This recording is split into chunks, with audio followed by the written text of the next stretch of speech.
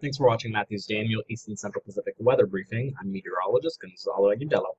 Taking a look at the tropics right now, we have Tropical Storm K right now, just east-southeast of the tip of the Baja California Peninsula.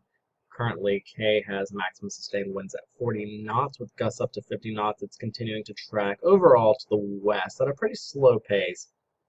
K is currently moving into an area of colder sea surface temperatures. We're expecting K to decrease in intensity uh, over the next few days. We'll take a look at the NCAR models. We are expecting K to continue tracking over the next 2 days, generally to the west.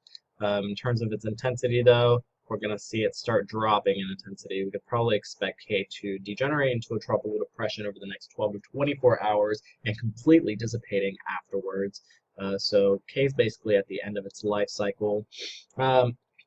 Still, some things to note over the tropics in the far eastern Pacific. We have this general area of cloudiness right now. We actually have an invest just south, way south of the tip of Baja California Peninsula. This system has a pretty good chance at some significant tropical cyclone intensification and development towards the end of this week. We also have another area of cloudiness as well that we're going to be taking a look at.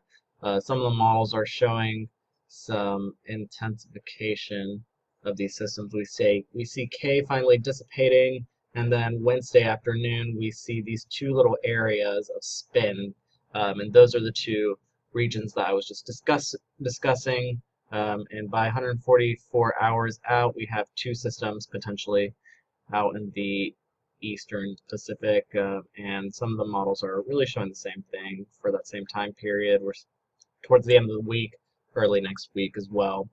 So these two areas have a pretty decent shot at some continued development over the next day.